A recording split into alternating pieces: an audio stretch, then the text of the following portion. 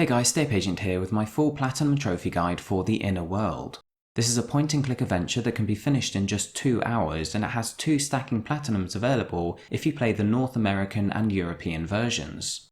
Lately I've been covering some older games, but this is a very recent release, so I want to thank themindisacity for jumping on it so quickly and putting up the text guide that I used to assist me in making this video. That guide is linked in the description if you want to check it out. The most important trophy to bear in mind throughout your whole playthrough is Mr. Wise Guy, which involves not using any hints. The hint button is L2, so don't ever press it apart from when you're using your flute, at which point the button takes on a different function. The game does have a tendency to crash occasionally, although in my experience it happened far more often on the US version than the European one. Thankfully though, it auto-saves very regularly and you can save manually whenever you like as well, so it never sets you back more than a few seconds. In her text guide, themindisacity mentioned that although skipping dialogue and cutscenes is fine, skipping through them too quickly can result in the game struggling to keep up, and that can be one of the causes of those crashes. She also mentioned that turning the subtitles off can help, so you may want to do so, although I left them on for this playthrough as I feel they make it easier for you guys to follow what I'm doing. The controls are a little finicky. You use R1 and L1 to scroll through the interactable objects and items in the environment, but only those close to you, so you do need to move towards them before they can be highlighted and used. When you click on anything, it will give you a context menu. The cog, or hand, is for simply using the item on its own, or picking it up, or whatever. The plus sign is to use the item with something else, in other words giving it to someone or combining 2 items together. And then when it comes to characters and creatures, there is also a speech bubble option, which is of course for speaking to them. This one is important as we need to speak to everyone in the game for the Blabbermouth trophy, but don't worry, we'll be covering everything as we go through. When you want to use something you're carrying with something in the environment, you need to walk up to the environmental object or character before pressing triangle to open your inventory, because when you equip the item you won't be able to move, and like we said before, you can only interact with things that are close to you. Anyway, it probably sounds much more complex than it actually is. It's a very simple Platinum, so let's crack on with it. Okay, so here we are at the main menu. So if you want to go to settings and turn the subtitles off, you can do so now. I think you can do it whilst you're playing anyway, but we're going to start a new game here. And to begin with, there's going to be a bit of a scene. Obviously there'll be a cutscene first of all, which we're going to skip. But then there's also a bit of a scene where he walks about on his own, speaks a bit. We're not actually controlling this section. But once we do get control back, we're going to be given a tutorial, which I do recommend you view. This is just like an overview of the controls. Obviously I've mentioned this in the introduction to the video, but I do recommend just taking a look so you get an impression of how this game works. Once we're out of here, we're going to move across to the left-hand side of the screen, and there's a bottle on the floor. So what you need to do is press R1 and L1 when you're close to it, and you'll see the prompt come up, and then press the hand option, and that's going to pick it up. Now if we walk up to the garbage dealer, which is the guy in the middle, we're going to bring up our inventory with triangle, and then choose the plus option on the bottle, and then choose the garbage dealer, which is our way of giving him the bottle. That's going to pop a trophy. Once we've done that, we need to highlight the garbage dealer and use the speech bubble option, which is on the right there. So we're going to talk to him, and there are a few different options we need to choose during this conversation. The first one is garbage, so when we get the choice here, we want to choose the garbage option to start with. And then a new option is going to appear. In fact, 3 new options. One of them is bird feed, that's what we want to go with. And then this one here, the new one, Asperororo. And then finally, once that bit of the conversation is played out, we'll have a new one, which is basically the same, but it's just the correct pronunciation, I should say. I'm getting tongue-tied myself. There we go, Aspero. So it's garbage, bird feed, Asperororo, and finally Aspero, and then you can back out of the conversation. Now what we want to do here is bring up our inventory. This is kind of happening naturally. It's just showing us that we've got a couple of new items. But we want to choose the bird feed and choose the cog option, which is basically using it. And that's going to give us some thread. There we go. Now if we walk across to the right, we want to pick up the windsock, which is just on the wall there to the right of the wanted poster. Remember, you need to be close to the items to be able to grab them. And then the crutch, which is leaning up against the wall. So that's 2 items, the windsock and the crutch. And then what we want to do is just use the bottle. We're not using it with anything, so it's not the plus option. It's just there it is, the bottle there, the right hand option, which is the cog, and that's going to take the cork out. And now what we want to do is combine the juice, which is now decorked, use the plus option and use that with the worm that's just on the floor at our feet there. Now we can skip this cutscene, and once we've done that, we can pick up the drunk worm with the hand option. And we want to combine some items together in our inventory, so we are going to bring it up with the triangle button again and combine the worm with the broken crutch. That's going to create a slingshot. Now we want to combine that slingshot with the cork. So add these 2 items together and we'll be able to use the slingshot to fire the cork. So what we're going to do here is use that slingshot on the fish up on the window ledge. So once again, plus option on the slingshot, but then press up to come out of your inventory and use it on the old fish. And that's going to shoot it down off the ledge there.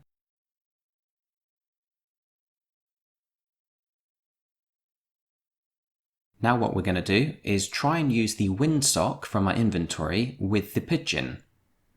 So go ahead and do that, and that's just for a trophy. It's not going to work for what we need in the game, but it is going to pop a trophy. So what we need to do now is combine the thread with the windsock. So add the thread to the windsock, and that's going to make it so that we can use it to capture this bird. That's going to create a net. Obviously it was open-ended before, but now it's a net. We can combine the net with the pigeon, do exactly the same as we did before, but this time we're going to be able to actually capture him. There we go. Now once we're back in control, we need to pick the windsock back up again. Take that with us. And now we can exit to a new area. So if you go up to the door in the middle, or this entranceway, and click on the street with bars sort of hotspot, click on that twice and we'll end up in this location. And we're going to start off in a conversation. We'll sort of head in from the right, and this will all happen naturally. We'll automatically walk across to the left-hand side and we'll be caught up in conversation with this Asposian. We want to say Laura when we get the option to speak. And we actually have to say Laura twice. So second time here, and then we'll get the option to be able to say baby, or we'll get the baby option up here. So choose that one. And then finally, once we get the option onesie, the far right there, we can choose that. So this conversation, just to reiterate, it's Laura twice, then baby, then onesie. And once we finish in this conversation, we're going to be exiting this area again. So back out with the circle button, and then you want to find the hotspot with the little kind of arrow, and this will take us to the Wind Fountain Square.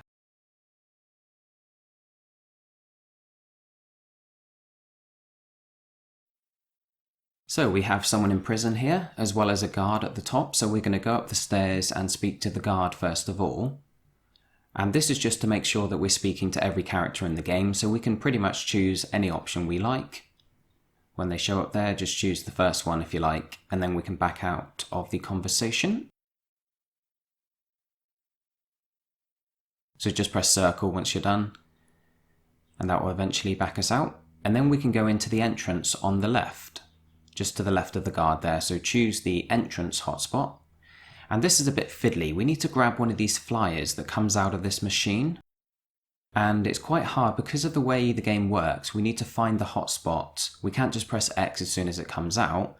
The first time it comes out, it doesn't seem to have a hotspot. And I'm trying to kind of scroll between them quickly, you'll notice, trying to get it to highlight the flyer before it flies off.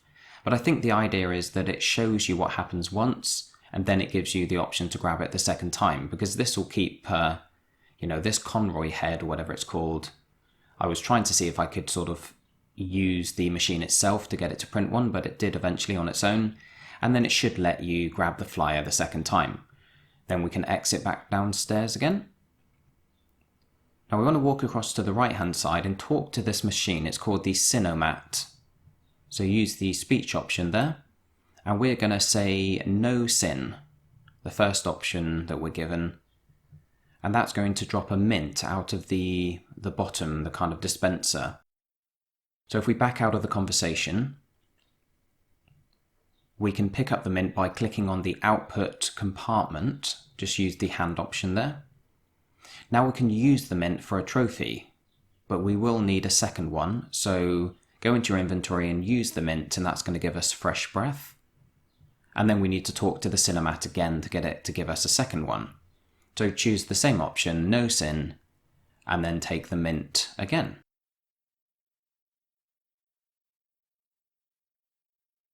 He really goes on, this machine.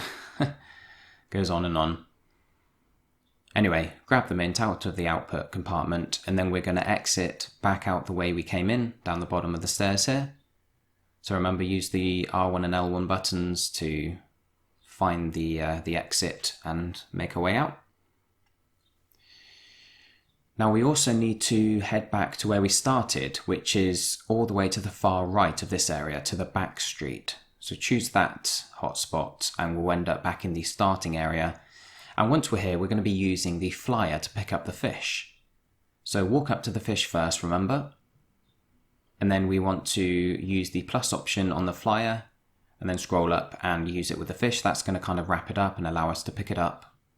Now we can head back and we're going to be, heading back to the street, but this time we're going to go to the bar, which is the Staggering Phosphos. So this door right in the middle of the area, head into the bar there. Now there are several characters in this bar that we need to speak to. Some of them won't actually allow us to speak to them, but it still counts. So the first one is the guy all the way in the back there that's kind of sleeping at the table. So speak to him just to make sure it registers. Then we want to speak to this wind monk who's on the slot machine. We can say anything to him, doesn't matter, and then we can back out of the conversation once we've used one of the options. Now we need to come forward, or I think we're still backing out here, aren't we? There we go. Come to the front of the screen. There's this guy that's sleeping on the table. You want to speak to him and not sleep on him. That's a whole different game. So try and speak to him, and then try and speak to this creature. He's called Wolof. The sort of monkey-looking thing that's asleep on the bar. Speak to him, and now we're going to speak to the barmaid, and this is going to be the conversation that we need to have to actually progress the story. So the first option we want to choose is Sinomat. Although first of all, she's going to give us that lava streamer, but once the conversation starts, you can choose Sinomat. And then Sin, which is the new option that popped up there. And then we're going to go through all three options that appear. The first one is Worst Sin. Speak through that bit. And then Newest Sin. And finally, My Sin. So just choose all three options there. That's going to give us a trophy and is going to kind of work towards our progression in the game.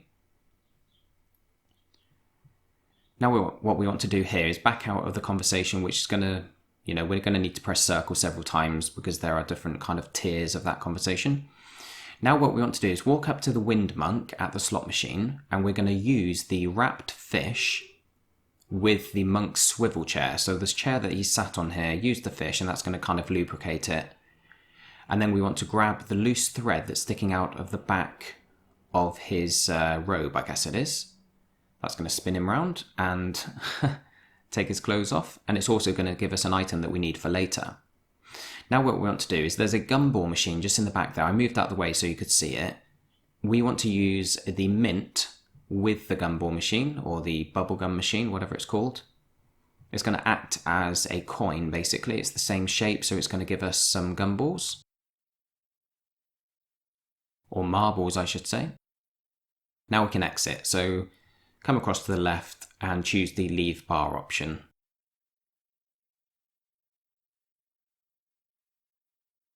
Okay, so now once we're back in control, we need to move across to the right-hand side where this boy is, this little kid, and we're going to talk to him.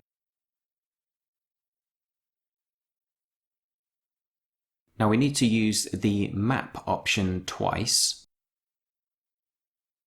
So this is the first one. And then use it again.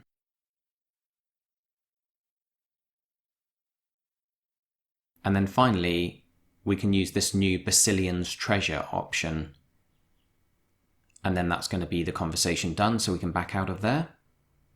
We also need to grab, I think I accidentally clicked on it twice there. Don't worry, you don't need to do that. We need to grab this walking stick that's being held by this petrified Asposian on the right, this guy that's kind of turned to stone. Take his walking stick. And then we're going to head back through the exit to the left-hand side, back to the Wind Fountain Square. There we go.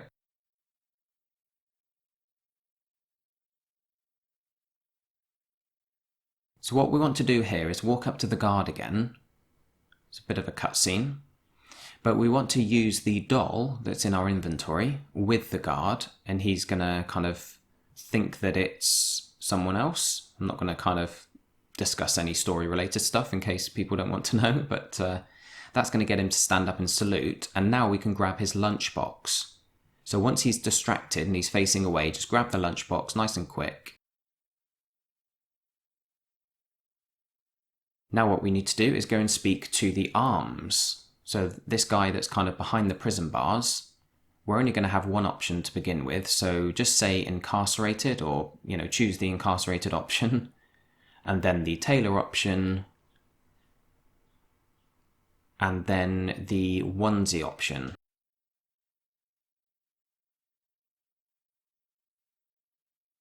And once we've done that, we can back out of the conversation. We don't need to go through all the items that he's asking for. He's sort of going to give us the option to ask him about all these things that he needs to be able to make the onesie, but we can just back out. And we're going to go back to the street with bars, the exit on the right-hand side. Now here we are going to combine the marbles with the lunchbox, which is going to create a sort of, a treasure chest, basically something that a child might consider to be a treasure chest. And we want to take that over to Detzer, I think that's how you pronounce it, the kid that we spoke to a moment ago. And we want to give him this lunchbox with all the marbles in. And once he's got that, he's going to give us the treasure map. And so we're going to head back to the Wind Fountain Square to the left, back in through this exit here.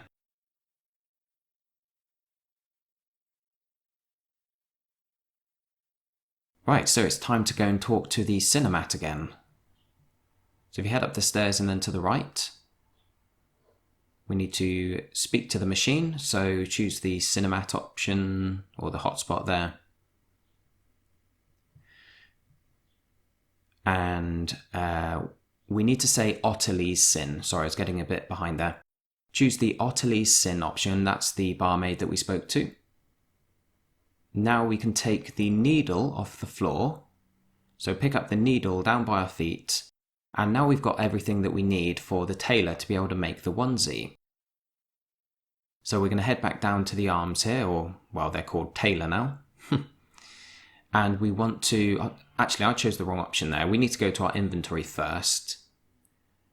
And we need to give him or her, I forget, we need to give them the knitting pattern, the needle, the yarn, and the walking stick. So 3 of those items are very obvious. The knitting pattern, the needle, and the yarn are things that you would probably have guessed would need to be given to her so she can make this onesie. But the final item is the walking stick. We're expecting her or him to use the walking stick as one of the knitting needles, which would be a real nightmare. But that's how it goes.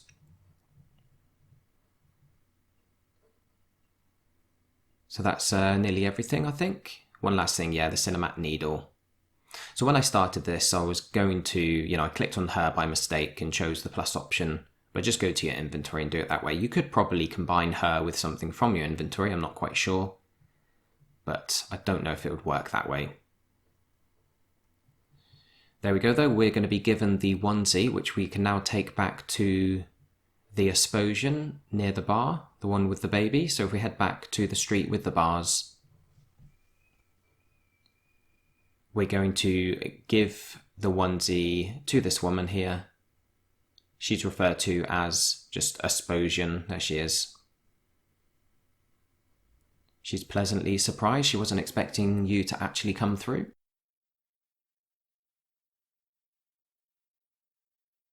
Now we're going to automatically spawn at a new location, and there's going to be a bit of a scene. We're not in control at this point, we're just kind of watching what's happening. So we're in this kind of big theatre. You can skip most of this dialogue and the cutscenes and everything. He's going to walk down to the stage and it's going to change scenes.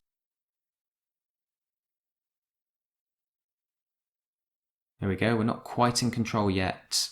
Once we are, we need to exit back to Makata Hall, which is to the left. There we go.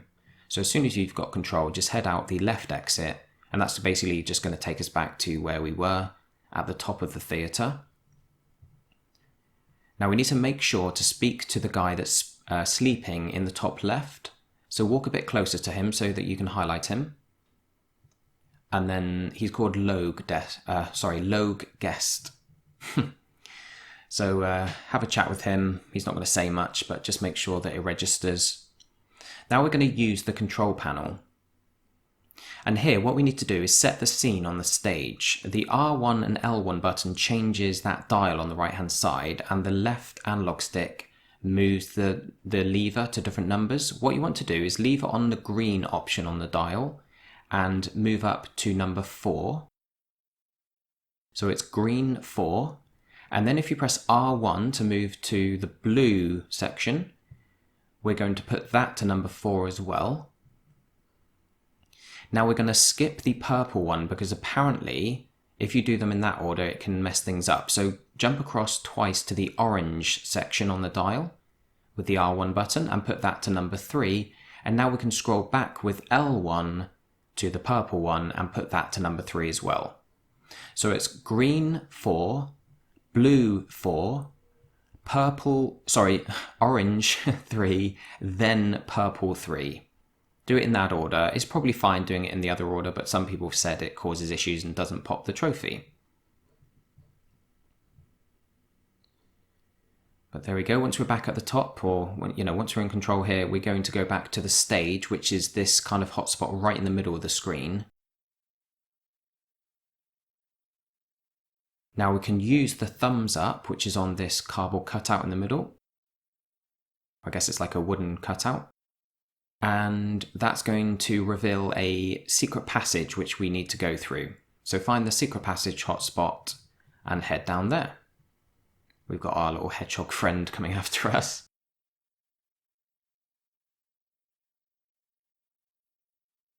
Now once we're at the bottom, there's a sack on the floor to the left. You want to use the lava streamer from our inventory with this burst sack.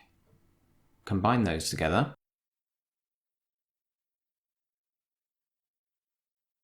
Now we're going to combine that new item, the lava streamer, with the cork. So we're kind of grouping a few items together here. And then we simply want to use that new lava streamer with the other 2 items attached to it. So press the cog option, which is the use option, and I believe that's going to kind of shake it up or whatever.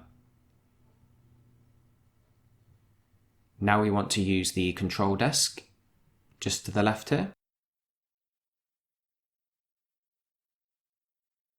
And once we've done that, we can exit back up to the stage. So get onto the lift here and choose the exit to stage or whatever it's called. Now we've got the glue, the lava stream has basically become glue because of what we did to it. So you want to combine that glue with the hand of this cutout that's sort of leaning over now. Now you want to add the net to that hand, so it's going to stick the net to it. There we go. And now we can exit back down the secret passage and use the control desk once more, and that's going to actually end this chapter. Now there are 5 chapters, and I'll put timestamps in at the end, for each chapter, so that you can jump to them if you end up sort of taking a break from the game between each one or whatever. Of course, you can save it at any time in the pause menu, which is very useful. But we are now at chapter 2. So we're skipping all the cutscenes, moving through nice and quickly. And as usual, there's going to be a bit of a scene with some speech and cutscenes and stuff. We're not in control just yet. Once we are in control, which we will be any moment, we're going to use the feather in our inventory with this creature, the strange animal. He's called Gorf, I think, if I remember correctly. That's going to make him drop the puppet, which we need to pick up. So grab the puppet, and then we're going to talk to Gorf. And we have some options that we need to use here. He's still called Strange Animal at the moment because we haven't officially met him. Once we get the option, we need to choose danger. Sorry, I was forgetting there for a moment. Choose the danger option during this conversation, and then the clause option, and then the secretion option.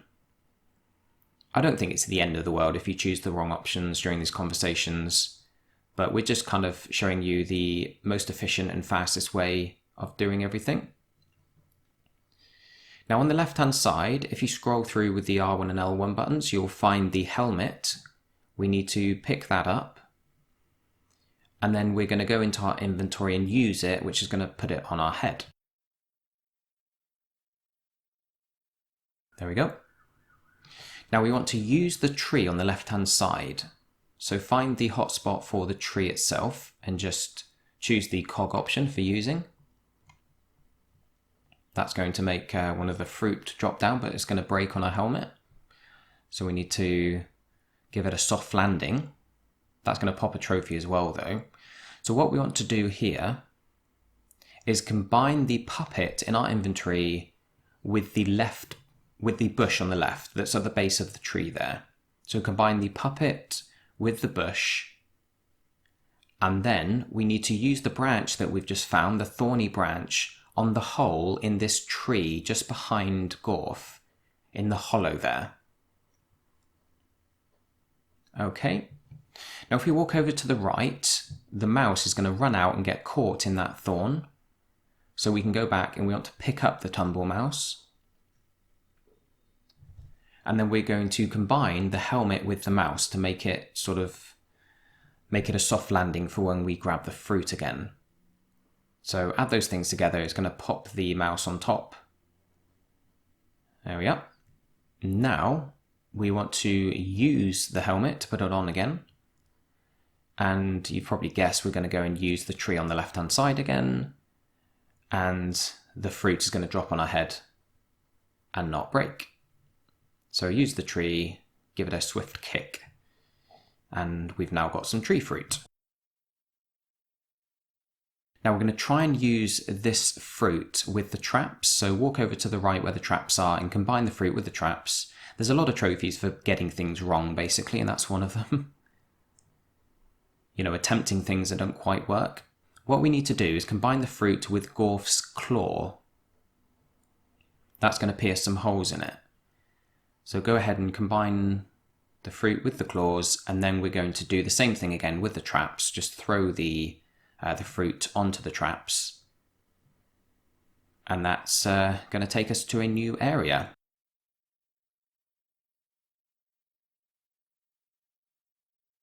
Robert's actually going to get trapped here, so we're going to take control of Laura.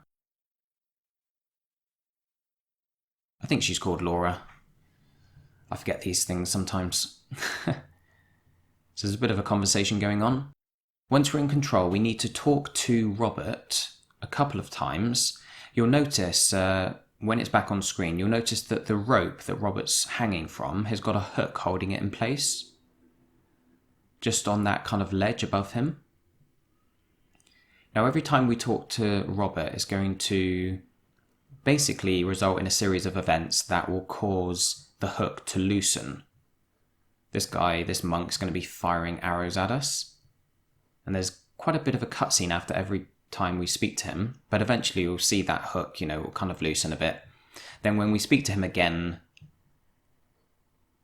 there we go, the same thing's going to happen and the hook should drop. I think it happens after two cycles. So just keep talking to Robert every chance you get, and that hook's going to eventually drop. So once it does, we're going to be able to exit. So there we go. I'm forgetting to skip some of these cutscenes. But yeah, we're back in control. So choose the into the forest hotspot to exit back to where we were. Then we're going to take the hook because it's dropped down here. And we need to talk to Gorf. The first option we need to choose is Swamp. Like I say, it probably doesn't matter if you accidentally choose the wrong one. This game isn't that strict, but we do need to choose the Swamp option at some point. That's going to allow us to choose the glasses option. There are some glasses in the swamp somewhere. Then we can choose Danger, followed by Spot. Once we skip all this, there we go. So Swamp, Glasses, Danger, Spot. So we can back out of the conversation once we've spoken to him about all those different aspects. And once we've done that, we are going to grab a trophy by using the hook in our inventory on Gorf's dry spot, the dry spot on his head there, just to give him a scratch. Actually, no, we don't scratch him yet. It would be a bit painful with a hook, but that's the whole point of that trophy. Now, if we head over to the right near the swamp here, there's a reed just growing out of the tree. We need to grab that reed. And then we're going to use the reed on the spot in the swamp that Gorf told us about. That's going to stir it. And you remember we spoke about this trophy when we were doing the trophy update a couple of weeks ago. Now what we can do is combine the reed with the hook. Now this is going to allow us to hook the glasses. So once we've got them combined, we can use this new sort of extended hook on the spot in the swamps. There we go. And I think we need to use it again. Oh no, we're going to use the reed to kind of separate them. And then we can go into the treehouse, is it? Yes, we're going to the treehouse exit. So we've separated the reed and the hook by basically just using them rather than using the plus option. We just use the cog option and that kind of separates them. Anyway, once we're at the treehouse, we want to use the glasses with the wind monk.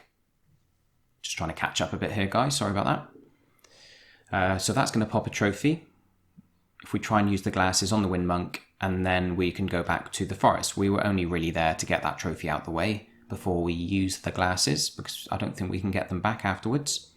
We're now going to use the option to go into the forest, which is the lower of the two exits. This is going to take us to a new location. So if we walk to the right, you should hear a scream coming from behind that rock. If you don't, you need to exit and then come back until it happens. But once you hear it, we can go up to these strange guys. The hotspot for them is on the table, and we're going to speak to them. Now we want to choose the panda option. Panda or panda? I don't know. Pandor.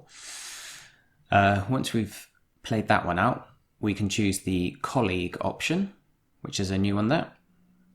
And then that'll be it for these guys. We can back out.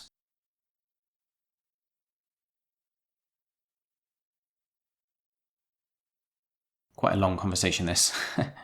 There we go, we can back out of the conversation and we need to walk back to the rock on the left where the scream came from. And we want to use the glasses with the screaming spot. It's only a spot to us because we can't see it, so small, but now it's kind of amplified or magnified, I should say. So we're now going to use the small box with the screaming ant, and that's going to capture it. So use the glasses with the screaming spot, and then the small box with the scream ant, and then we can exit back to the forest. And we're going to be heading back up to the treehouse, which is this other exit option. Now we're basically going to be freeing this ant. So what you want to do is combine the box with the ant inside with the ant's nest, the screaming ant's nest just above our head here. There we go, that's going to cause some arrows to be shot all the way up the tree. We want to use those arrows with the cog option. That's going to climb us up to the top. And we want to take the hat off of this skeleton, although it's actually going to give us his entire skull. And we also want to take his money bag. And finally, we're going to cross over, that's going to give us the pointer from his bag. We're going to cross over the bridge and grab the moss off this structure. Now we can exit back again, and we're going to be heading back to the camp with all the aerologists, I think they're called.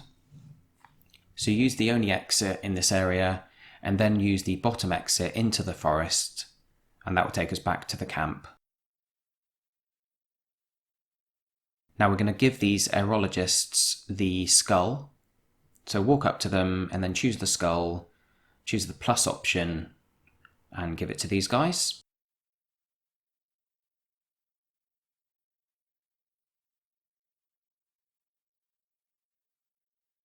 That's going to result in us finally getting hold of this globe. What we want to do is use the globe, not with anything, just use the cog option, and that's going to kind of break it in two, or kind of split it in two.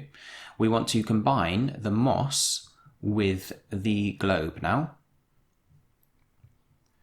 And then we can exit back out of this area to the forest.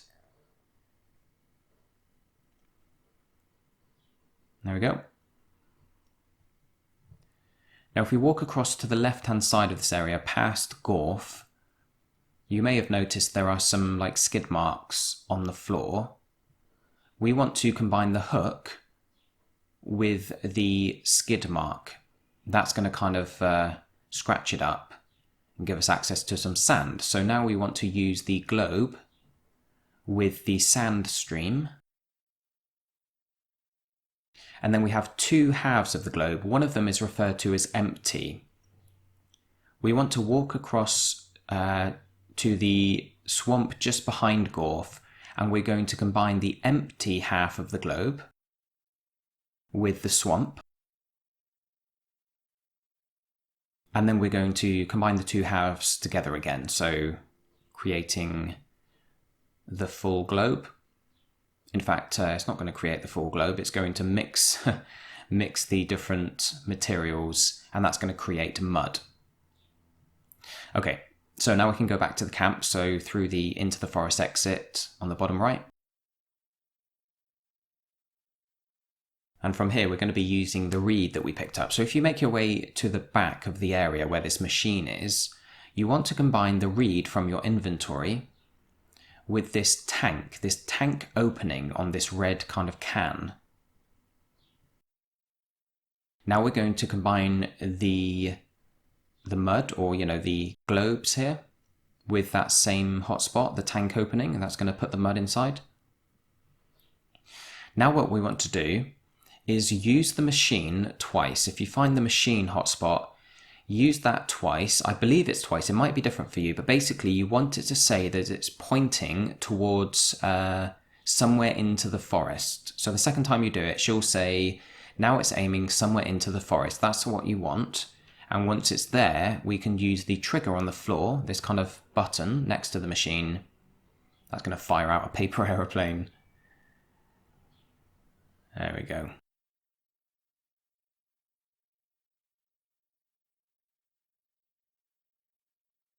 Right, so there's lots of kind of sections of a cutscene there that we have to skip individually.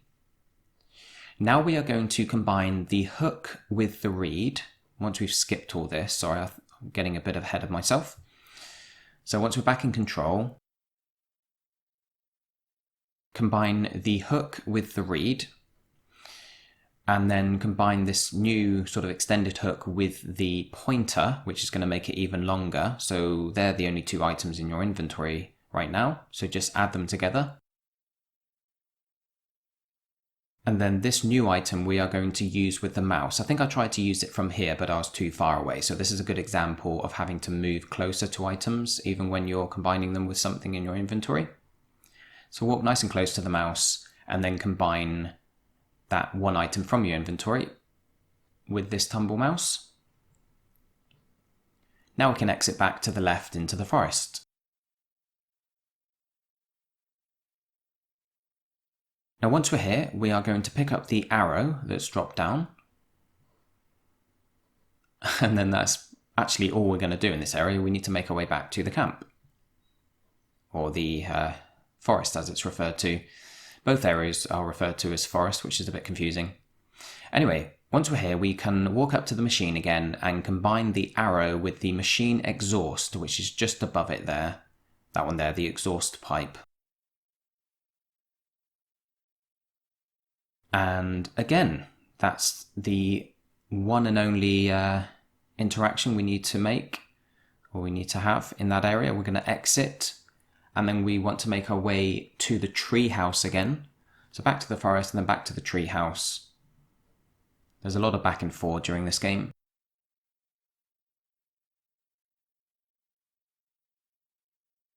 Now we're going to use this arrow on the flies that are flying around where the skeleton is. The arrow's now got honey on it from the machine. So it's going to attract these flies.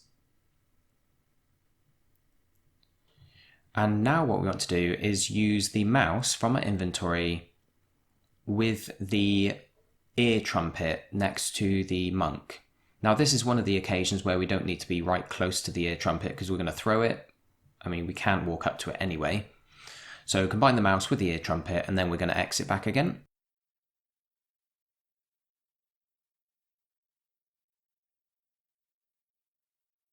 Now we're going to give Gorf a bit of a scratch. So if we walk up to him and use the arrow with the dry spot on his head. Actually, we're not scratching him. I'm thinking of a different section of the game. That's going to drop some honey and the flies onto his head, and then we can make our way back to the campsite, the bottom right exit. So just to reiterate, we use the arrow with Gorf's dry spot and then come back to the camp, and we want to go to the machine again. We're going to move it once more so that it's pointing towards the strange animal. Now if that's different for you, you might need to press it more than once, but I think it's the same for everyone. Pressing it once should have it pointing towards the strange animal, and then you can use the button again.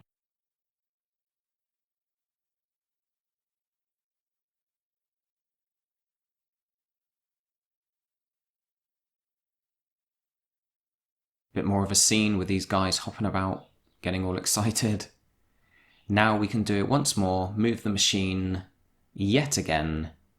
That's going to be pointing towards the crazy old man in the treehouse. Then we can press the button.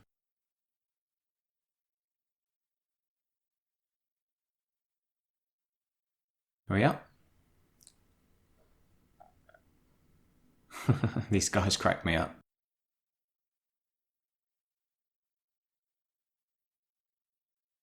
Eventually these are all going to move. That's the idea. That's been the whole point of this entire chapter, is to get these guys to move out the way. So once they're gone, you can walk around the back. That's actually going to happen naturally. You'll pick up the wind map naturally, so you don't need to worry about that. But if we walk around the back of where this guy was sitting and pick up the saddle off the seat, now we can exit back to the forest and then again to the tree house, and this is basically the end of chapter 2. So back up through this exit to the tree house, and what we want to do is use the saddle that we've just picked up with the clothesline, and that's going to end the chapter. So the clothesline is just to our left there. So there we go. Use the saddle with the clothesline. You're going to use it to kind of slide across, and that's chapter 2 done and dusted.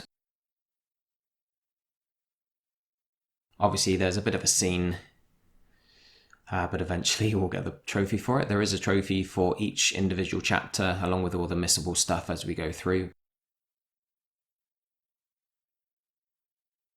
Here we are, starting with chapter 3. So we're not far off halfway through now, because the final chapters are a bit quicker. But what we want to do is talk to Laura to begin with, and just say anything. I think this is just basically to make sure we have spoken to her. It's better safe than sorry, speak to characters in each chapter maybe.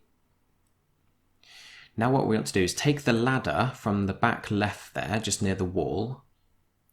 Grab that, and also we're going to grab the petrified arm which is poking out of the ground just on the right hand side here. And we are going to walk up to the rock on the right and combine the arm with this stone or rock, whatever it's called. I think it's a stone, isn't it? I'm not sure what the difference is, to be honest. Probably size related. There we go. We're not able to move it, so we need to ask for Laura's help. So if we talk to Laura again and use the stone option, the one in the middle there.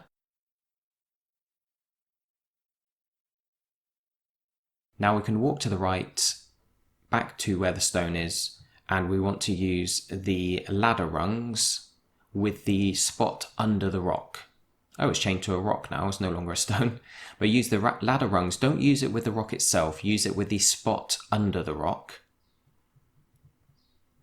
I don't think it would matter if you get it wrong initially, you should be able to correct yourself. Now we're going to use the rock twice.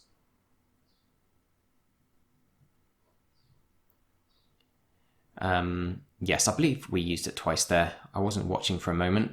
But once we've done that, once the rock's down next to Gorfalina, we need to... Oh yes, the first use of the rock knocked it down, the second one pushed it. Anyway, if we talk to Gorfalina, we want to say the petrified option.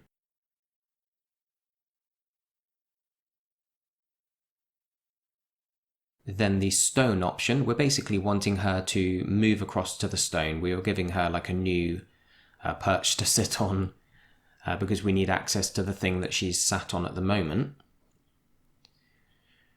Now when we're given the option to try and convince her, we need to use the flirt option and do so twice in a row. That's going to result in her finally jumping across. And that can give us access to the body of the Asposian, the stone or petrified body. So here's our second use of the flirt option. Going on for a while. I love how they can make creatures like that look as though they're blushing. Very simple drawings, but some animators are awesome. Anyway, we want to pick up the body that she was sat on and then combine that with the remains, which is basically this set of legs that are stood here. And you've probably guessed we're also going to combine the arm, the petrified arm. We're piecing this guy back together. So combine the arm with the remains. Now what we need to do is use our flute, which I believe is going to happen naturally. You'll see here that he's holding the first and fourth holes. So we need to do the same. Now this is the only occasion where you can really press L2. I think there's one other occasion. But if you hold R2 and L2 together, that's the first and fourth holes. That's going to play a note which is going to open the gate for us. So it's time to head inside. We're going to exit through the gate here. And we're going to meet a guy with a bit of a split personality. He's referred to as Steve, I believe, when we actually talk to him. This is all cutscene here, but there he is. He's kind of called Steve, but then there's a side of him that's called Pete. But we're just going to refer to him as Steve from now on, because that's how he shows up when you're kind of flicking through the hotspots. His split personality only really appears when there's a mirror. Anyway, we're going to speak to him once we have control, which we do now. There we go. So speak to Steve, and we want to choose the Pete option first.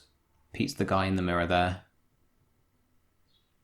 It's quite a funny game, this, to be honest. We're just kind of flying through for the trophies for the sake of this video, but it's quite enjoyable if you listen to all the dialogue and everything. But there you go, we've chosen the Pete option.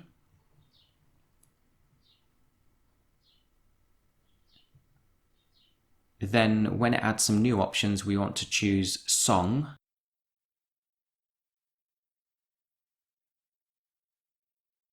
And then Guest Pass, which I believe is like the two little bits of paper there, just the left, there you go. So the Guest Pass option. Then finally, the Courtyard Guided Tour option. Now I could have cut some of this out or sped it up or whatever. I know it's probably tiresome sitting through it all when it's not all that important. Yeah, there you go, Courtyard Guided Tour. But I figured, it's such a quick game. Sometimes people get a bit lost if you cut things out or if you speed things up too much. So, I've kept everything in at normal speed. So just to reiterate, when you're talking to Steve, say Pete, Song, Guest Pass, and Courtyard Guided Tour. Then when you get into this area, you want to exit back to the reception. So you'll probably have noticed me there clicking on the door. We're going to go back to the room we were just in. Now we're going to pick up the rolling pin off the floor in front of the desk. And then also the book, the baking book on the far left near the door or the gate. Now we can head back into the inner courtyard, which is the room that we just sort of entered very briefly through the door ahead of us.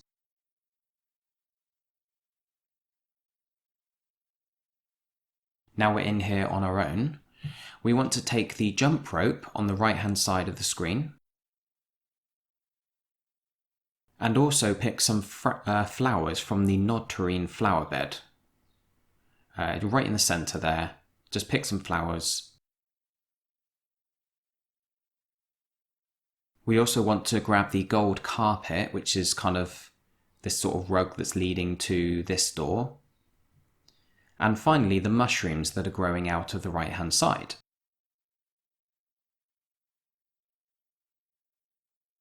Okay, so once we've got all four items, the jump rope, flowers, gold carpet, and mushrooms, we can exit back to the reception through the door on the left. And then we're also going to exit all the way back out to the starting area through the gate. There we go, to the gate. This is where we began the game. We are going to give the flowers to Gorfalina. I don't think she's going to actually keep them, if I remember correctly. But you need to, there you go, to pop the Casanova, I can't actually read that from here, but to pop that trophy. Now we are going to use the rolling pin on the bottom brick. Now what we're doing is basically pushing these through. We can head back inside once we've done that. We need to push them through back and forward until we're able to push all of them inside. But we need them to be able to stand on, to be able to reach the higher ones. So you want to use the rolling pin. Once you're inside, use it on the middle brick. There we go. And also on the bottom one. So they're all facing outside now. And that means that we're able to go outside and climb them all and push them all inside and use them to climb all the way up to the top, which is what we need to do by the end of this sequence. So you push the bottom one inside, then go inside, push both of them, starting with the middle one, push them both out. And then once we're outside again, you want to use the rolling pin on the top brick first of all, because, you can still reach that. If you were to push the bottom or middle one in, you wouldn't be able to climb up and you'd have to kind of go through everything again. It's a bit of a puzzle, but it's very simple really. So use it on the top one, then the middle one, and then the bottom one.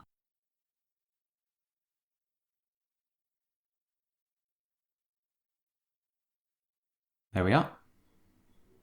So now we have a set of stairs inside. So we're actually going to move to the right before going inside. We need to push that phosphos. We need to kind of scare it so it moves over to the left-hand side and it's by the tree. We need to leave him there. And those flies that are flying around it are kind of dropping a brown dust. We're going to be using that brown dust to get a trophy. So if we head back inside, first of all, we want to look at the drawing. Now you can, the drawing just here by the phosphos that's floating above it. You can use it, or you can use the magnifying glass option just to look at it. But we want to grab the pins on the left-hand side of this drawing, keeping it up. Then we can back out, and we also need to grab the tassel that is just next to the drawing. You'll see it there, it's highlighted. It's part of this kind of rope, the dividing rope, stopping you from getting to the drawing. Now we are going to combine the guest passes with the tassel. There we are. Then that's going to become the handicraft. Now you can combine the handicraft with the pins. It's still going to be called handicraft, so we're going to now combine that with the jump rope. And that's going to allow us to hang it down, because basically we can't get close to the phosphos with those flies flying around it. So we need to kind of hang it down from the top. So what we're going to be doing here is climbing up the bricks that are now all facing inside, thanks to what we did earlier. So if you basically just use the top brick, you can actually use the exit at the top, which is called wall. You can just use that without having to climb the bricks first. You can do it all in one button press. But either way, we're going to exit out through the wall, and then we want to use the handicraft with the phosphos, and it's going to kind of hang it down, and it's going to cause these guest passes to be coloured brown, basically. And that's to get a trophy that involves getting access to the toilets. So we're going to use the wall and head back inside. There we go. Now to climb down, you basically want to interact with the bottom brick. And once you're on it, you can interact with that same brick again just to jump off. There might be another way of doing it. Maybe you can interact with something else in the room to walk towards it, but that's how I did it.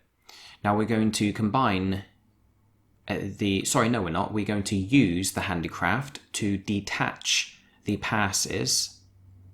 Then we're going to give those passes to Steve. And we're not actually going to go to the bathrooms, but he's going to tell us that that only gives us access to the toilets, basically. So now we can head back out to the gate.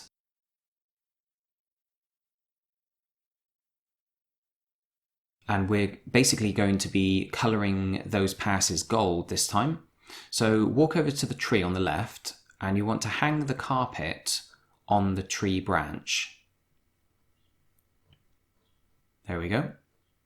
Now if we go over to the right again, just to push the phosphos back to the tree.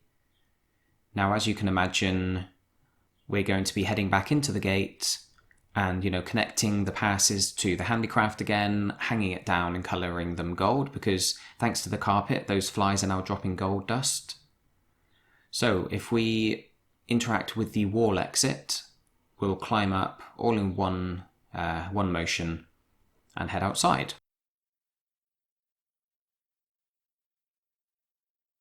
Right, so now we need to connect the passes with the handicraft again. Just link them together.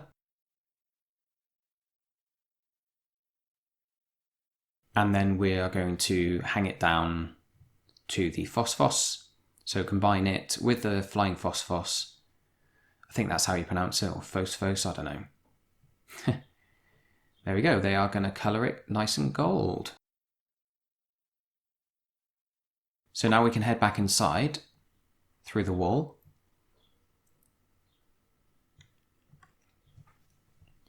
And if we climb down again, use the bottom brick twice, climb down to the bottom.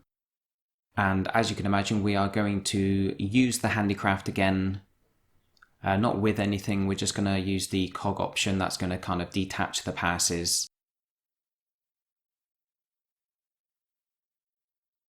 Once we've done that, we can go ahead and give those golden passes to Steve. That's going to give us access to a new room in this area. There you go, Steve.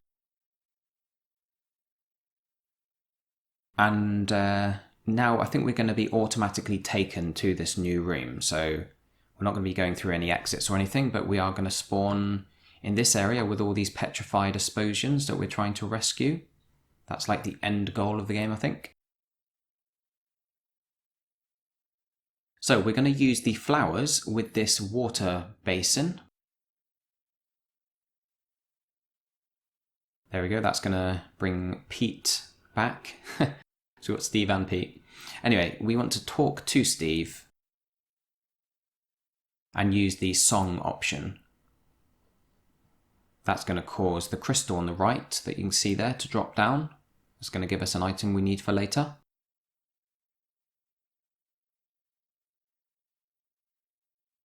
We can back out of the conversation now though, and we're going to make our way over to the right and pick up the crystal shards. And I have no idea how he carries them because it's just basically dust. There you go, he's got it in his pocket somewhere.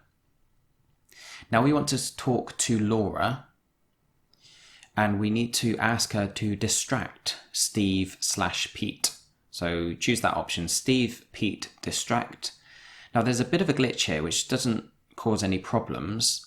It's just basically a visual or graphical glitch. She's going to try and distract him, but she gets so bored that she just can't do it. She's supposed to walk back to the right-hand side, but she doesn't. She's still stood there, but her hotspot is on the right. So what you want to do is choose from your inventory, choose the mushrooms and choose to combine them with Laura. Now Laura is technically stood right next to us, so you can see the hotspot just to my right there. You want to use the mushrooms with that hotspot, and she's going to speak to you even though it looks like she's stood on the left still. And that's going to give her earplugs, which allow her to be able to talk to Steve without becoming mind-numbingly frustrated. And while he's distracted, we're able to leave without him coming with us, so exit back to the inner courtyard. Then from here, we're going to exit once more to the reception. There we go, the door on the left. Now we want to go around the desk, behind the sort of reception desk, and pick up the grater, which is on the wall there. There's a lot of hotspots here, so it takes a while to find it sometimes. But grab the grater, then we're going to exit out the gate to where Gorfalina is. And this is what I was thinking about earlier when I said about scratching Gorf's head. It was actually Gorfalina that you scratch, and it's her belly, I think. This looks rather painful, to be honest, but you want to combine the grater with Gorfalina, and that's going to scratch away at her. It's the noise more than anything that makes me cringe a bit. But that's going to give us the corrosive grater. Now we can head back inside, and then inside again to the inner courtyard.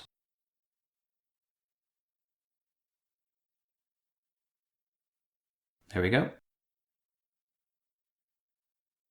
Once we're here, we are going to use the corrosive grater with the shield. Now there are 5 here, but there's only one that you can actually highlight.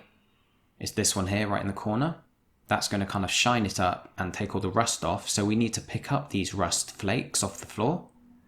Grab them. Once again, I'm not sure how he's carrying them, but there you go. Then exit through the door on the right, the big door. So we're going to talk to Laura and rescue her from this insufferable bore. You don't actually need to say anything specific, it just kind of plays out the conversation naturally. So once we've spoken to her, we're going to exit back to the inner courtyard, and this time he's going to come with us because he's no longer distracted. In fact, this is going to take us all the way back to reception, I think. Yeah, there we go. So we're going to talk to Steve again and ask him for another courtyard guided tour. So he's going to take us back. Where is it? There you go, courtyard guided tour. So depending on how you do things, sometimes he's with you, sometimes he isn't. And that's how we're having to kind of set things up. Sometimes we need him there, sometimes we don't. That's a very loud motorbike that just went by. Apologies for that. Oh man. Right, so let's talk to Steve again, and we need him to sing another song so that we can get access to some stone. This will be quite difficult to figure out. This will be very much trial and error if you were playing the game blind. But if you ask him to sing, or choose the song option, that's going to drop down that stone dust. And we can back out of the conversation and go pick it up. There it is, just to the left near the door. Grab the stone dust. And then we need Laura to distract him again. So go and speak to her and choose I think it's the default option, distract, or Steve Pete distract.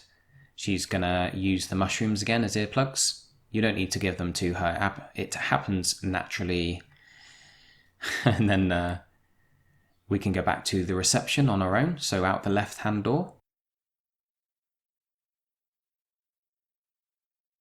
Now we want to take the key case off the desk. This case here with like the mold of the key.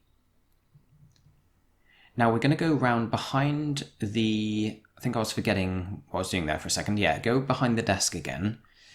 And you want to put some things into this mixing bowl. So we're going to put all of these powdered items, the crystal shards, the rust flakes, and the stone dust. So all those things that are, powdered basically. Put them into the mixing bowl. And we're also going to put the flowers in, the nod terrine. I think it's called the bouquet of nod terrine or something.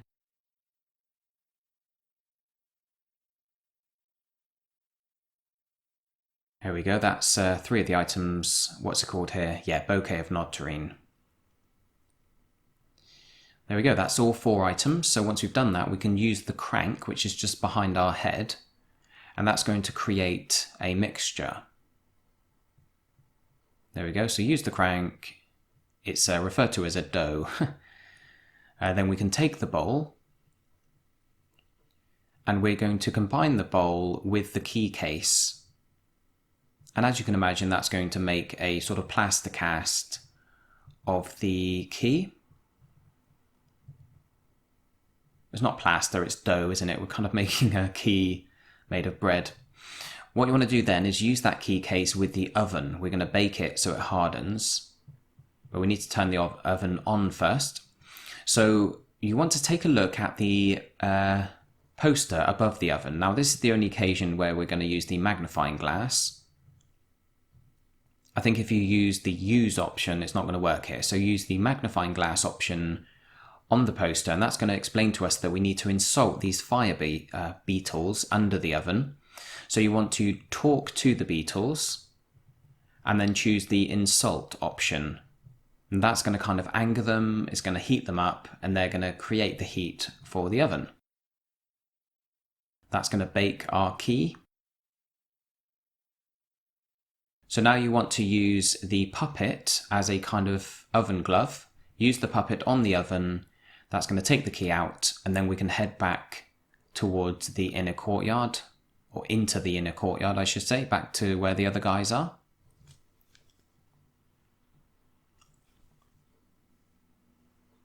Right, so we're going to once again rescue Laura from this guy. So just go and talk to her.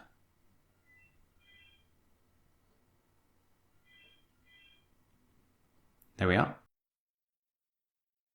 Now we can head back to the left, back into the reception.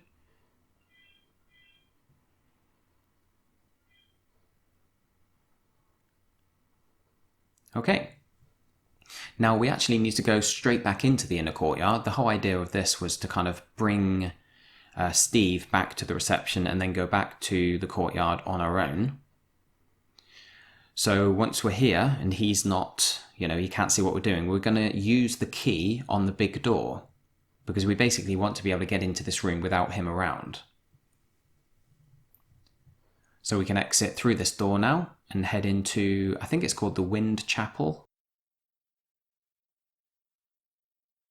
Right, now what we're going to do is use our nose flute. So bring up our inventory and press R2. Then we are going to be pressing these buttons in this order. First off, L2 on its own. Then L1 and R2 together. Then R1 on its own. then L1 and R1 together, then L2 and R1 together, and then finally L2 on its own. Now I'll put that on the screen, I'll put an annotation on the screen to explain that order. But that's basically the end of chapter 3. There we go, got the trophy nice and quickly. And chapter 4 and 5 are actually relatively quick compared to the first 3, so we're not far off the end of the game, really.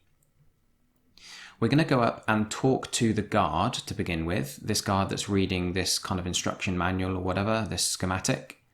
And we need to use the knee option. We're going to ask about his injury. And once we've played this conversation out, you can quit out. And we're going to make our way to the right. We want to head into the passageway. So you'll see the exit there. There it is. Just highlight that and make your way through.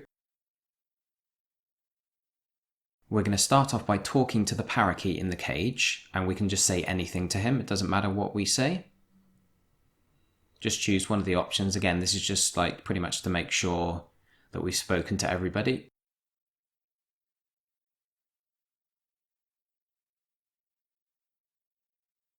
So once we've done that, we can back out again, and we are going to interact with the alarm bell just by our head. There it is. So use the hand option, and we're going to be taking the hammer from it. So now we can exit back to the hangar to the left there, go back to the soldier guy, or the guard, or whatever he's called. Now we're going to try and take the varnish from near his feet. If you scroll through, eventually you'll come to the clear varnish bucket. Try and take that. It's not going to let you, but we need to attempt it at least. Now we are going to combine the hammer in our inventory with his knee to test his reactions, which is a bit tight because he's injured, but there you go. Now there's going to be an exclamation mark that's dropped down near the tunnel that we came through, so you want to pick that up off the floor. And then we're going to make our way to the right where all these pictures are hung up on the wall. You want to interact with them, use them, and then we're going to take the far left picture. It's called the loose guard picture. That's loose, so we can take it off the wall. And then if we back out, we're going to use that as a disguise. So if we approach the guard again, and we're going to combine the picture of the guard with the guard himself. It's a very basic disguise, but it tricks him somehow. There you go. He's going to ask us some questions now. We need to answer with number 8 to begin with. So the first one's number 8, and then he's going to ask us to choose a colour. We want to choose yellow. And then finally, number 10. So the code is 8 yellow 10. Now he's going to allow us to take some of the items. So we want to grab the Allen wrench just to his right. There we go. Pick that one up. And also the varnish that we tried to take earlier. So there's the Allen wrench. And this bucket, where is it? A lot of scrolling. There we go. Clear varnish bucket. So we've got the 2 items we need from him. We want to head to the left now. Once we're back in control, there's a flag just to the left of the tunnel, left of the caution sign there. We want to use the Allen wrench on the hole in the bottom, this, what's it called? I forget, the wind-up box, that's it. Then we are going to use the wind-up box with the cog option. There we are, so that's going to actually wind the flag and allow us to take it. So you want to pick up the flag, put that in your inventory. Now we want to go to the coffee machine just to the right here. And we are going to use the varnish. Where is it? I thought I was using the exclamation mark for a moment, but it's the varnish first. Use the varnish with the coffee filter at the top. Now we can take the coffee pot, which is going to be full of varnish that is now coloured black rather than see-through. And we are going to combine that varnish from the coffee pot with the exclamation mark. Once we've done that, we can head back to the passageway, which is the exit to the far right at the back there. There we go. And from here, what we're going to do first of all is hide or, send this bird to sleep by using the flag on the cage. It's going to kind of cover him up. And as we all know, birds tend to go to sleep when it's dark. There we are. Now from here, we want to use our flute. So press R2 in your inventory and press any note. These guys are going to move around. You want to move them around until the empty space is the one right next to you there.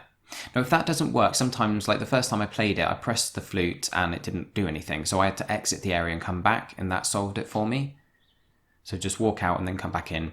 Now you want to combine the exclamation mark with the broken bridge. So you need to be close enough to it, but not too close because you'll kind of back away because you're worried about getting spotted. But that's going to create a new path. And now we can bring up our flute again and press any button. It's going to play a note on the flute and these guys are going to carry on walking.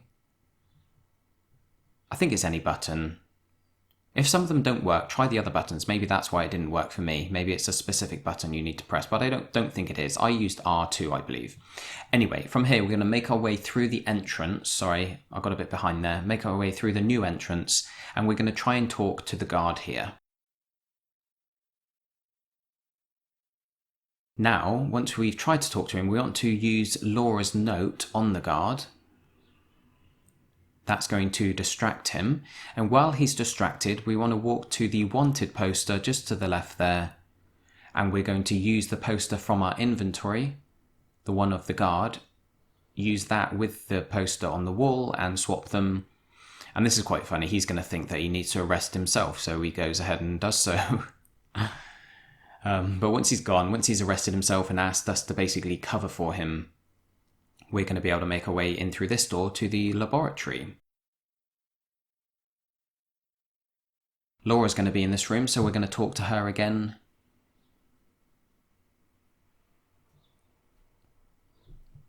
Once we've kind of played through this initial default conversation. That's her dad that's locked away there. Remenipo, he's called. Bit of an odd name. Anyway, there we are. Finally, we can talk to Laura.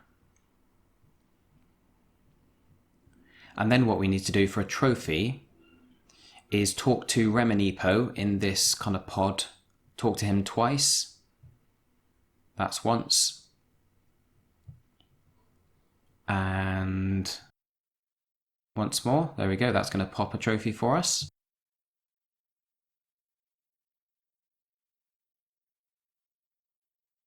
And once we're back in control, if you make your way to the left, pick up the only hand that can be interacted with.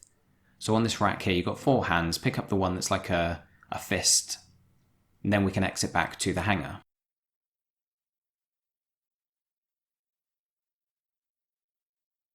So from here, we're going to go upstairs, which involves interacting with the upstairs hotspot.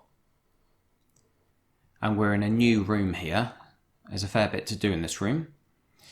So we're going to walk into the back right corner where the sort of first aid kit is. After it plays out the initial scene here. Skip all these sections, skip all the dialogue. The game crashed for me several times in this room, but more about that in a moment. We're going to interact with the medicine cabinet. That's going to give us some items. And we want to combine the knockout drops with the puppet, which we're going to do in a moment. But yeah, like I say, I had to edit out several crashes. It was a bit temperamental, this US version of the game. There we go though. If we combine the knockout drops with the Conroy puppet, and then we're also going to try and use that we're going to try and use the puppet on Fonk, this vicious hedgehog here. It's not going to work yet, but I think this is for a trophy if I remember correctly.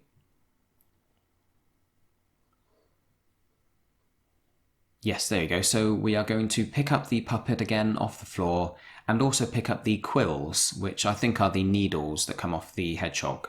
So just where the puppet was, you've got some quills as well. Then we are going to try and use the throne. So use the cog option on the throne. And that's going to give us a spring. We are going to combine the spring with the fist. Probably could have guessed that. Typical cartoon style booby trap. So combine the fist with the spring. And then if we walk towards the front of the screen, or towards the screen, towards us, you've got this kind of model here. And there's a model Basilian sat on the edge there. If you pick up the model Basilian, now we're going to head to the left, and the screen kind of moves to the left a bit. We want to interact with the piece of art, and that's going to open it up and show us that it's containing sugar, powdered sugar. So we are going to combine the puppet, the Conroy puppet, with the sugar, which is going to make it a lot more appealing to Fonk. But we also need to combine the model Basilian with the sugar. There we go. Now if we take the puppet over to Fonk and use it on him again, he's going to sort of be more interested in chewing on it, I guess, because of the sugar, but it's still got the knockout drops on it. You don't need to put them back on. It's going to knock him out. There we are. Now we are going to pick up the diamond off the floor in the middle. That's fallen, from where the chandelier fell down. Grab that one. And then we want to use the model Basilian with the sugar on as a kind of fingerprint duster. So we're going to go up to the painting behind the throne. And we want to use the model Basilian on the painting. That's going to reveal a notch, which we need to, I think there's a button we need to press. So you want to combine the quill from our inventory with the notch on the painting that's just been revealed. And that's going to open up the throne again. So we can exit back through the throne, back to the hangar, now that we've freed ourselves. And we can also make our way into the laboratory through this door, back to where Laura is. It crashed a couple of times here for me as well. You may notice some editing. We want to combine the fist. Yeah, sorry, I was forgetting for a moment. We want to combine the knockout drops with the fist. And that makes it the primed fist with spring. In other words, you can use it as a weapon to kind of knock people out. But we are going to put the fist inside this lift on the right-hand side. So combine it with the lift itself, and that's going to kind of cram it in. There you go. And we're going to send the lift down. But to do that, we need to interact with the grate at our feet. Now, before we do anything, we want to make sure that we've spoken to this weird guy who's trying to swat this fly. So use the speak to option, or the speech bubble option with him. Otherwise, you could miss him. And then we're going to use the fish oil on the lift button on the right hand side. That's going to kind of cause the fly to want to go and sit on it, and he's going to use the fly swatter to press the button for us. Now we want to talk to Reminipo one more time. I think this is just a kind of safety measure, a just in case kind of moment to make sure it has registered that we've spoken to him. Then we are going to combine the diamond from our inventory with Reminipo. That's going to cut him out of this jar or this container, whatever it is. And that, guys, is the end of chapter 4. Bit of a scene, of course, but we're going to skip through this. And then chapter 5 is also nice and short as well. So as you can see, this is probably like a 2-hour platinum. Obviously, it's going to take a little bit longer if you're watching the guide as well. But even if, you really take your time, you'll get it done in like 4 or 5 hours. Even if you're watching the guide fully and stopping the game every time you watch it. Come on. It's really annoying not being able to just mash the X button and speed through those sections. You might be able to be honest. It might actually be worth doing so. It probably would be quicker because the saves happen so often that having the game crash occasionally probably doesn't take that much longer. You know, if you took everything into account, it probably would be quicker just mashing the X button and letting the game crash occasionally and just restarting it back up straight away. I'm just not sure how often it would happen. If it was happening like every few minutes, it would be too annoying. Anyway, we are back in this area. Very familiar from the previous chapter. Or, you know, a couple of chapters back. And we want to pick up the shield that we cleaned earlier, that we took the rust off. So take the shield and then head back to the reception out the left-hand door. Then out the gate to the front to where we started. Out through the gate. And we're going to be picking up a bunch of these phosphos that are sleeping. So there's one here on the left-hand side, the sleeping phosphos. Grab him. And then we can head back into the reception. And then there's another one just below the painting, just at the back there, to the left of the other door. So we can grab him. Now we want to exit into the inner courtyard.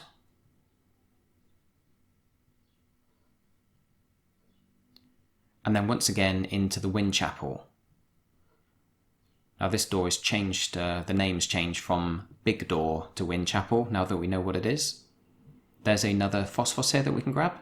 So you want to take him, and also take Peck the penguin, this bird that sat on the bird bath, or the, is it a bird bath? Something like that.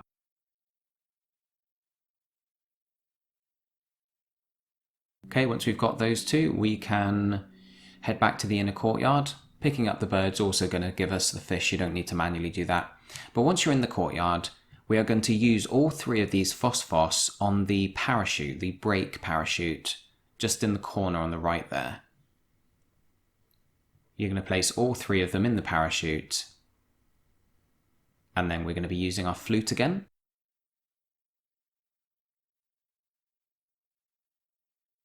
Okay, that's the third one.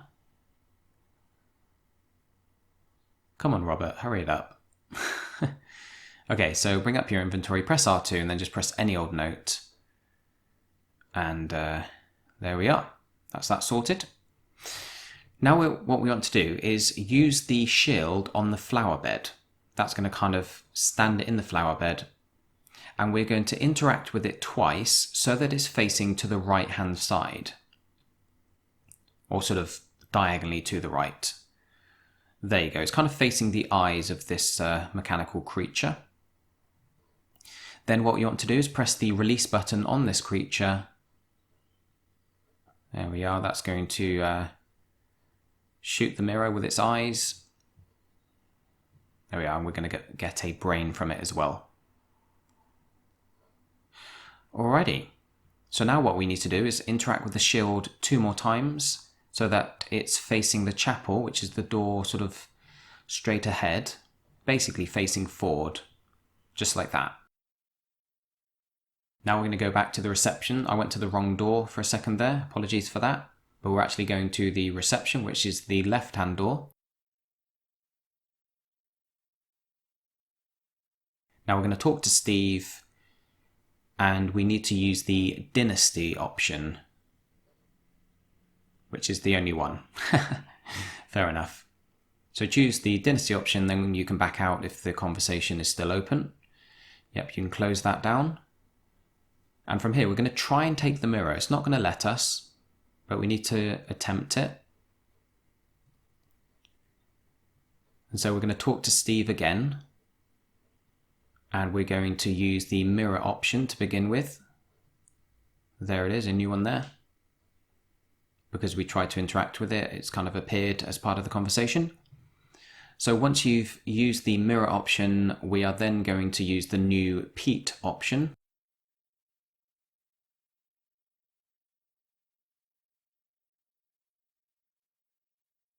That's going to move things forward. He's going to end up flat on his back as a result of what happens here.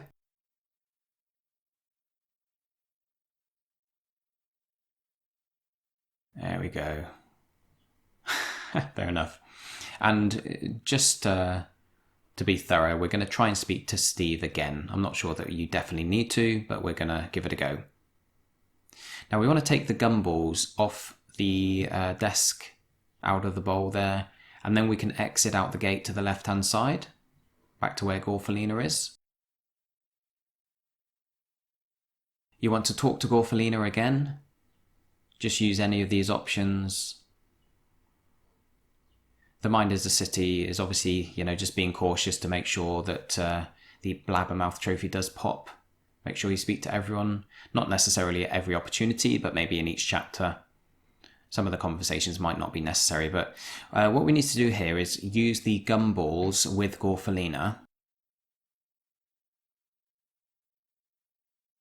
There we are. She's going to blow a bubble, and we're going to combine the Basilian brain with the bubble. There we are, and that's made it all sticky. So if we head back to the reception, we're going to be using the brain that's all sticky now with the shards of glass on the desk. And you may be able to guess this is going to create a mirror ball, which is pretty cool.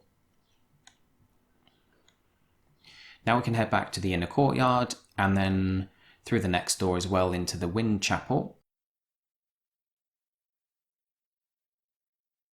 And you want to combine the mirror ball with the hook right in the middle of the room on this kind of central structure. It almost looks like a bell or something, or kind of a pillar. But just hang the mirror ball on that hook. There are a lot of hooks all the way around that item, that object, but it's the center one we need. It's the only one you can interact with, so it's all fine. So once we're back in control again, we need to talk to Conroy, this guy, this monk that's got us at gunpoint. Going to try and petrify us, literally, rather than just scaring us. There we go. I thought the game was going to crash again there for a minute, but thankfully we're safe. So talk to Conroy, just say anything to him, that's fine. First option will do, there we go. And this is going to play out a scene where he's going to, I think he's going to try and petrify us at this stage.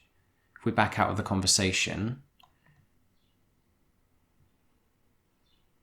Oh no, sorry, we need to use the fish on Conroy. I was almost forgetting that step. Go to your inventory after speaking to him and equip your fish and combine it with Conroy himself. And then once that scene's played out, we can exit back to the inner courtyard. So now we're going to put the fish on the button that we pressed earlier on the right hand side, the release button on this, we'll call it a monster for now. Now we want to make sure that the shield is facing the chapel, which it should be because we said it earlier, and as long as it is, we can exit back into the chapel and we're going to have basically the same conversation play out again. It's a bit annoying really. But this has to happen like 3 or 4 times, I think. But this time we want to use Peck the Pigeon with Conroy. It's not going to be able to do much for us, but there you go. Alrighty, so that's Peck the Pigeon with Conroy, and that's going to pop us the Just a Scratch trophy.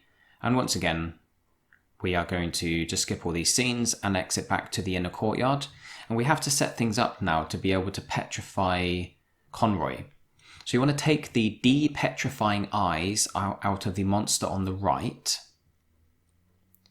And then take the petrifying eyes out of the monster on the left. There we are. And we're basically swapping them. So we're going to put the petrified eyes into the right hand monster by using them with the eye sockets. So when this one shoots next time, it's going to petrify, what's his face, Conroy. Then we want to take Peck the Pigeon.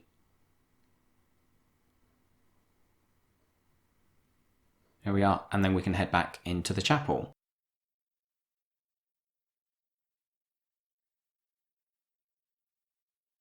Okay, so the same scene playing out again, the same conversation. Let's try and skip through it nice and quickly. But there we go, we can use Peck the Pigeon on Conroy once again that's going to cause the fish in a roundabout way to push the button and petrify Conroy. There we go. So we can now pick up his pendant, the Phosphos pendant, off the floor in the middle there. And then we're going to hang that pendant on the decoration, it's called. It's actually a hook on the right hand side. So combine the pendant with this hotspot called decoration. He's going to hang it off that hook, make this place a bit more homely. And then we can exit back out to the inner courtyard again. And I believe that pendant's going to come into play for the next step as well, actually. I was forgetting that. But if we take Peck and the fish, grab both the animals that you've left here. Now we are going to be swapping the eyes back again. So take the petrifying eyes out of the right-hand monster. And then use the depetrifying eyes that should still be in your inventory. Combine them with the eye sockets of this right-hand monster. And then use the button, the release button there. Press that. And that's going to end the game for us. So obviously we have some cutscenes here, but once you've completed, or once you've skipped through them, there is going to be the credits, and you'll notice several of the trophies pop, but you won't yet get the platinum. The reason for that is because we need to earn a trophy that involves using hints. So we are going to be starting a second playthrough, and I'm going to take you through that as well. It's not a whole playthrough, it's just literally a few minutes of the game. You need to get a trophy for being a noob, basically, being a beginner. So we're going to start a new game in a new save. And literally the idea here is that we're going to be doing all the steps the same as before, but we're going to be using the L2 button to view as many hints as possible until the trophy pops. Now the hints do appear, I think new hints appear every time the game saves, possibly. So the first time I did this, I think I used the hints more often. We don't need to worry about the tutorial this time, of course, because I use them more often. So press L2 as soon as you get control, and then keep pressing X to view each of the hints. Now I got it earlier when I did the EU version, but I think that's because I was using it more regularly. But we're going to use it a few times. Obviously, we're going to take the same steps as before. So you want to grab the bottle on the left-hand side. You're going to give that to the garbage dealer in the middle. And we're going to kind of go through this whole conversation. There are probably some steps that you don't need to do, but I was literally just copying what we did during the first playthrough. And it only takes like 3 or 4 sets of hints, I think. We're going to do it before even leaving this particular kind of screen. So don't worry, it doesn't take long at all. So once we're in conversation, remember we do need to talk to the garbage guy. So that's what we're doing now. We choose the garbage option, and then we choose the bird feed option. And then the new option that appears, which is Asperoro. And then finally, you'll probably remember all this from your initial playthrough, to be honest, but finally we want to choose the Aspero option. That's going to give us the bird feed bag. Now you could probably, I think it's likely going to save here, but I didn't bring up my hints for some reason. I was keeping an eye out for the save image at the top, the save icon. Maybe it doesn't. Maybe it's just different each time. Oh, there it is, yeah. Okay, so for some reason I didn't use it. That's why it took a little bit longer on this run. But if you use the bird feed, maybe use your hints there. You might get the trophy a bit earlier than I do during this footage. But if you use the bird feed after viewing the new hints, then you want to grab the windsock and the crutch. Now at this point, this is where I decided to check the hints again. I was thinking that if you left it for a couple of saves, then there would be more hints, but obviously some of them disappear because you no longer need them because you've already taken those steps. So just skip through, press X through all of those, and then we're going to use the bottle. Then if you remember, we're going to combine the bottle with the worm to make him drunk. So back to our inventory, Nod-Tureen juice plus the worm. Get him nice and wasted. He must be hammered, man, all that drink in one tiny little worm. You can pick him up now, though. And this is another point where I decided to view the hints. Had a couple more. So you see there, use the drunken worm with the crutch. So obviously, if we'd gone ahead and done that, which is the next step, we're going to combine the crutch with the drunken worm. If we'd done that already, then that hint wouldn't show up. So that's why at this point, you probably will pop the trophy now. Let's have a look. Yes, I think this is where I popped the trophy originally because I was using it more often. But for those of you who don't, just combine the worm with the crutch and then combine the cork with the slingshot and then use the slingshot on the fish to the right. Oh, I did, yes, I used the, there we go, I used the hints again. Use the, what is it, the slingshot with the fish. And then at this point, this is where the trophy popped once I viewed the next set of hints. So just press L2 as soon as you can. There we go. I think I'm going to bring it up now. Press X. We've got a few more there. And that's going to pop the final trophy.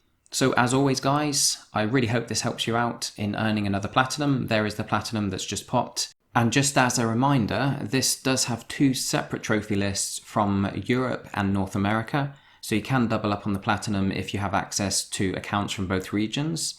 But as usual, guys, thank you very much for watching. Thanks for the support on the channel. Don't forget to like and subscribe, and of course check out all the rest of my content. Have a great week, and I'll catch you very soon. Cheers.